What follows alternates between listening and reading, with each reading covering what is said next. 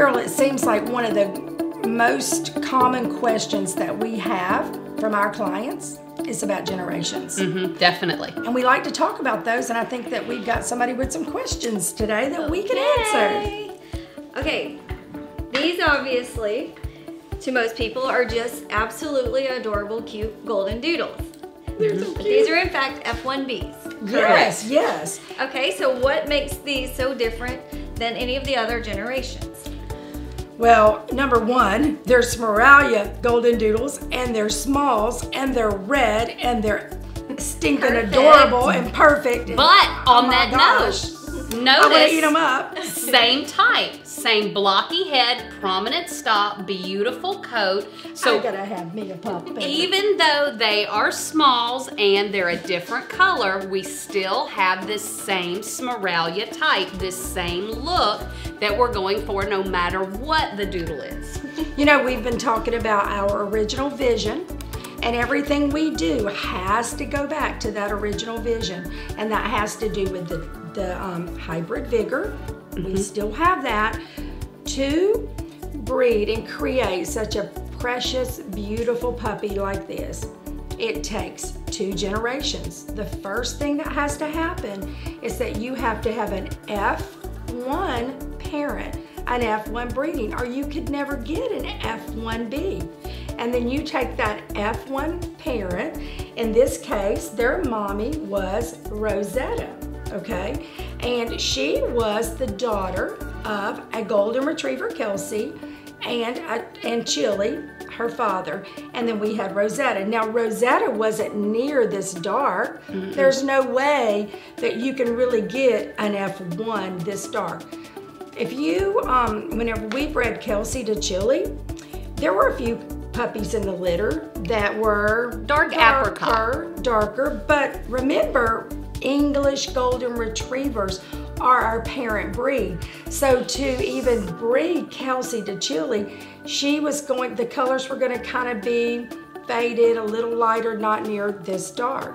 Okay, so now we have Rosetta, an F1, and we bred her back to little bitty Comet because we have clients that need small little bitty golden doodles because they need them to be as small as possible to stay in condos and apartments and things. So and they're so snuggly because they're such babies.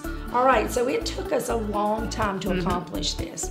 It did, and so we talk a lot with clients about, you know, why do we pick a golden retriever mom or dad in the F1? Well, we're going to talk about that a little bit later, a little more in depth, but we can't get mediums when you do a golden retriever boy because we can't breed it to a little bitty poodle. We have to use the golden retriever girl. Yeah. And because our English retrievers are the color they are, we can't get red in that first generation. And because golden retrievers are as big as they are, we can't get this tiny in that first generation. But by crossing it back, that's that B, to the poodle, that parent breed, we can stick with our original vision and we can get this nice, deep, rich red, and we can get this smaller size. And these are virtually, non-shedding.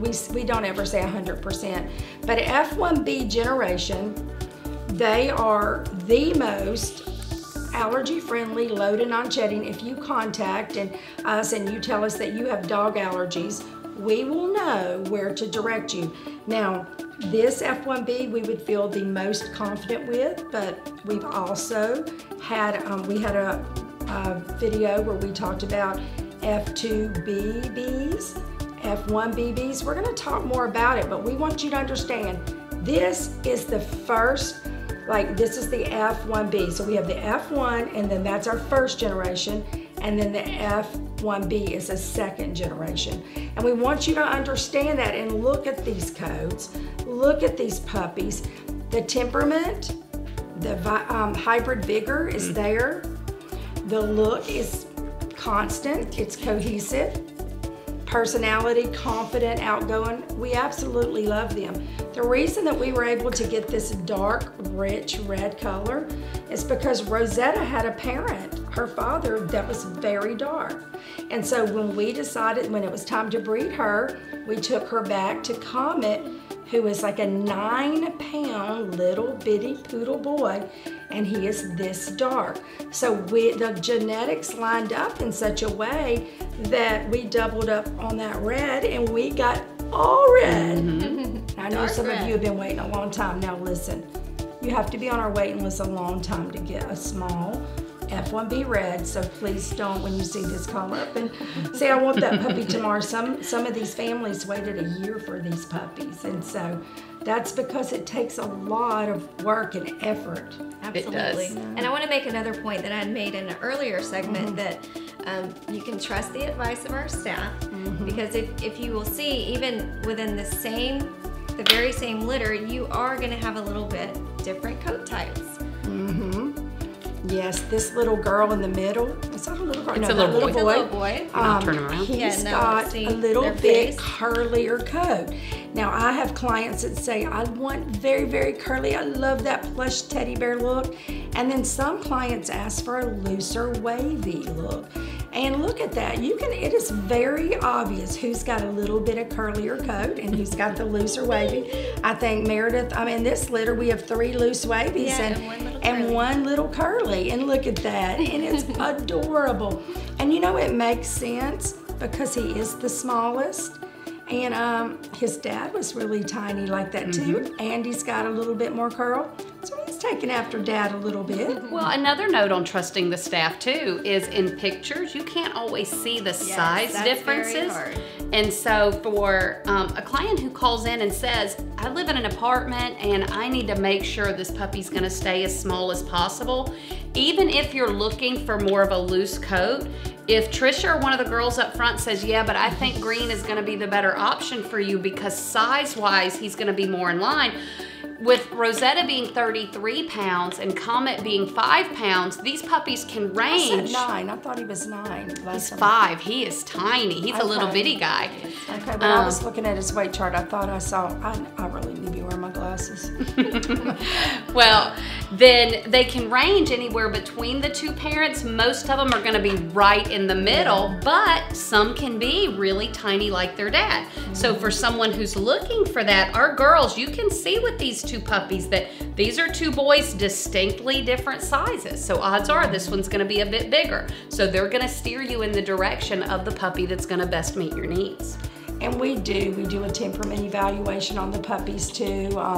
Some puppies are a little bit more confident, more shy, some are more outgoing. That's just like people. And we're gonna make sure that we match the puppy with the 5 children that's got more confidence and outgoing versus the puppy that's a little bit more quiet and laid back, maybe with somebody that's not so busy. Their household's not that way. So anyway, we just want to help you understand. Now, F1Bs, they can be standard, large, because I can take a large F1 and breed that back to a poodle. I can also produce these in medium. I can take a medium, an F1 medium, and breed that back to a miniature poodle or a medium or a Moyen size poodle. Or we can go and breed back to the extra small like this and get tiny. So we do get F1Bs in all sizes. Some generations you'll find you'll never get an F1 really in an extra small, too small, because that's a 50-50, and a golden is a golden, and they pretty much only come in one size, whereas the poodles come in 3 different sizes. And now really there's a 4th one that they're introducing, which has been around a while, but not everybody recognizes it. It's the Klein Moyen, you know, and that's kind of the 4th size. So it's the standard, the Moyen Klein, the miniature, and then the toy. And so based on that poodle side of the family, it's going to determine what size little F1B. So I hope that answers their questions. What do you think? I think it should, and I think what we're doing is educating you guys enough, also our staff enough, to where you can trust the process. Yes. You know, we can get you exactly what you're looking for. You can, and I will tell you that F1Bs, every color. We're seeing a lot of unique colors in 2017. So this really is a great year. If you're looking for something unique, new colorations. We've been working on this for a long time, and Me we're too. so excited. We about what's are. coming. We've got some really cool colors coming out this year. Yes, we do. We do. So you guys keep watching, subscribe to our YouTube channel, and then you'll know every time we have a segment come up teaching you about our puppies and showing them off. You'll get to see them first, okay?